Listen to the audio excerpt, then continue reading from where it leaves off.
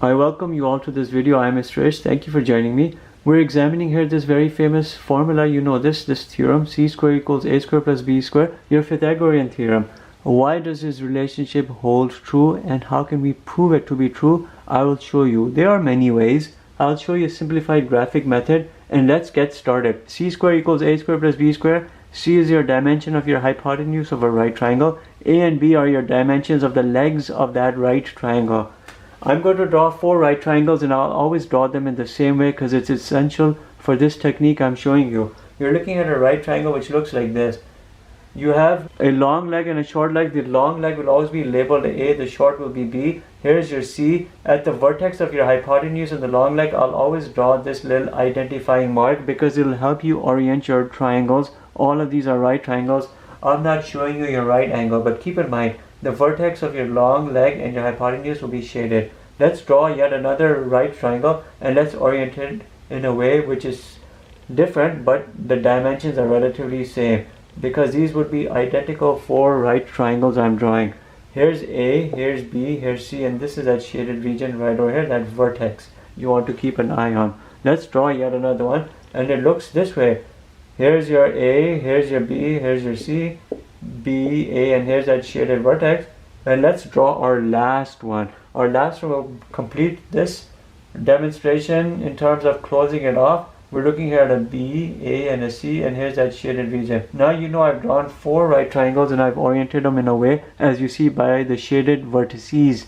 But incidentally, I've created a square inside. The square has dimensions C and C and C and C, and the area of this square would be C square. But incidentally, we've also created a square outer edges. It looks like a square. Now what we have to do is start manipulating things. You see the C square which represents this square inside? I'm just pushing it out here and I'm erasing the C square because I have to start doing movement. I'm going to manipulate 2 of these right triangles and just see what happens, but everything will occur right within the confines of this square that you see outside. Therefore, we're not adding or subtracting any area. We're keeping exactly everything as is, but we're just moving things around, and then we're going to examine the effects of that movement. This triangle right here will pivot over at that vertex. It will pivot on this point right here and it'll come over here. When it does so, you'll have something which will look like this. That shaded vertex will come over here, and you know clearly this right here will be A, this right here will be C. I will erase this because you don't need to see this anymore. This triangle has been moved.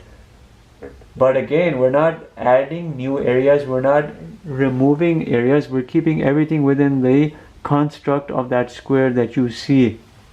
This triangle will pivot this way on this point. When it does so, it'll come and it'll look something like this. That shaded vertex will be this shaded vertex over here. You know this right here will be A, this right here will be B, and then we can erase this. We'll erase these extra marks only so you can see and things remain clear. But everything has been shuffled around.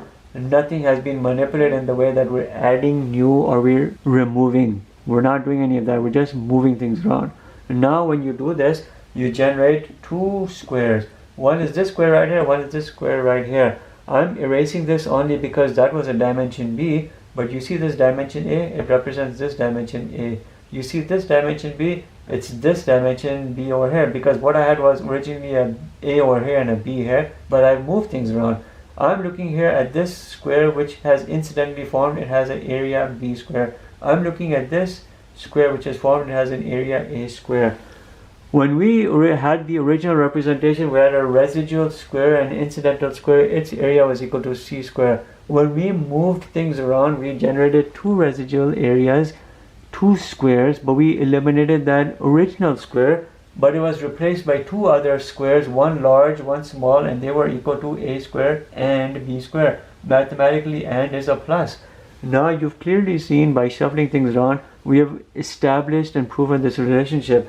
Using 4 right triangles and manipulate those 4 triangles and the incidental or residual squares that developed, you examine the areas of those squares. You see originally that C square is equal to your new A square plus B square, and the relationship is proven. C square is equal to A square plus B square, and we've done it, and it brings us to the end of this video.